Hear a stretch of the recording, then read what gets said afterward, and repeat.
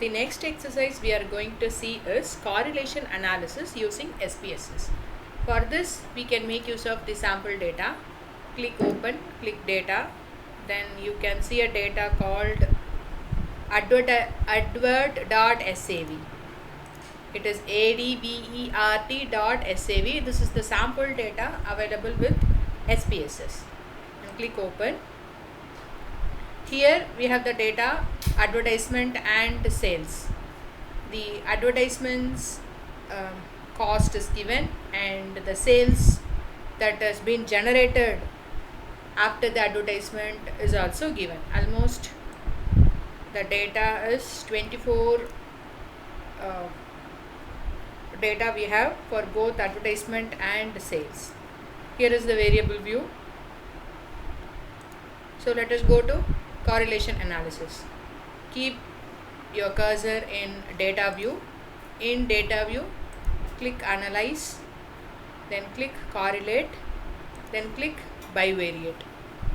Then you will be getting all the labels. Since it is only two labels, only those two are appearing here. If you have more data, then more labels, then all those things will be appearing here.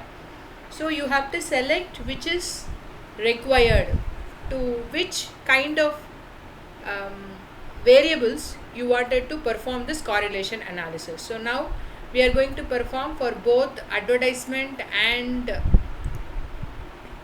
sales. So you have to click that and press the arrow mark, then it will be here. If you exclude any variables, then you can select it, and if you press this symbol, press this arrow mark, then it will come back here. So now we are going to perform it. So I am bringing back to the variables box. Then after that, you can see correlation coefficient. By default, the Pearson will be ticked. So we are going to perform right now. It is Pearson, so let it be. Then we have test of significance, one-tailed or two-tailed. We are going to perform the two-tailed analysis with a 95% confidence interval.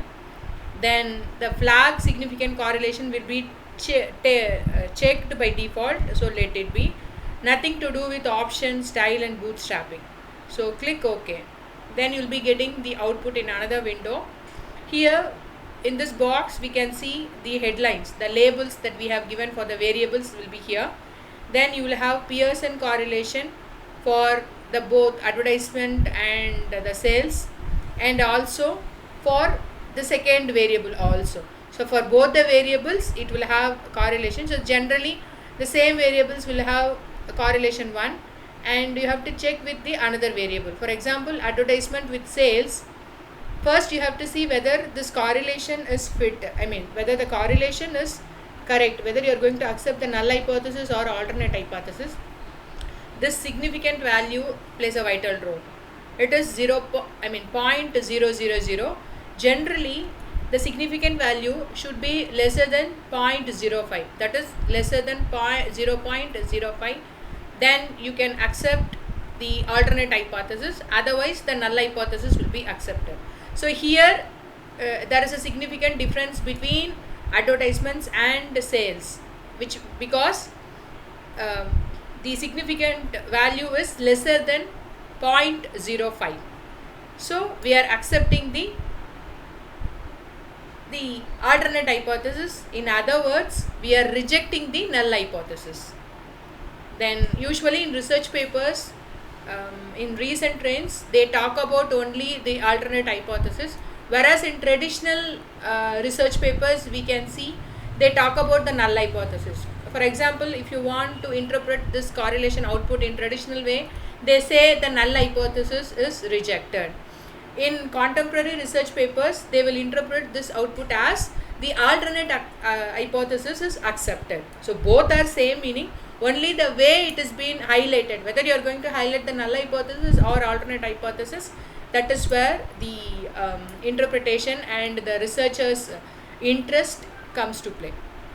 Then we are accepting the alternate hypothesis. There is a significant relationship, there is a significant difference between advertisement and the sales, and also it is 0.916.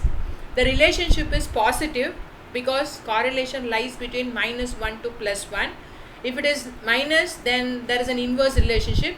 If it is plus, then we can say there is a positive relationship, which means whenever you spend on advertisements, there is a significant increase in sales. So it is obvious, when the advertisement budget goes up, then the sales also increases because of the increased awareness. So that is why there is a strong relationship between advertisement and the sales. It is 0.916. When you convert that into percentage, it is almost 91%, or rather, since it is 0.6, then it is 92% of positive relationship exists between advertisement and the sales.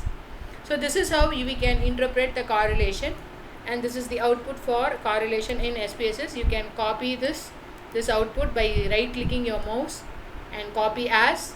If you want in Excel worksheet, you can select the first option, or you can even copy the text alone, or you can copy the image so that the same image will be copied and pasted in your report.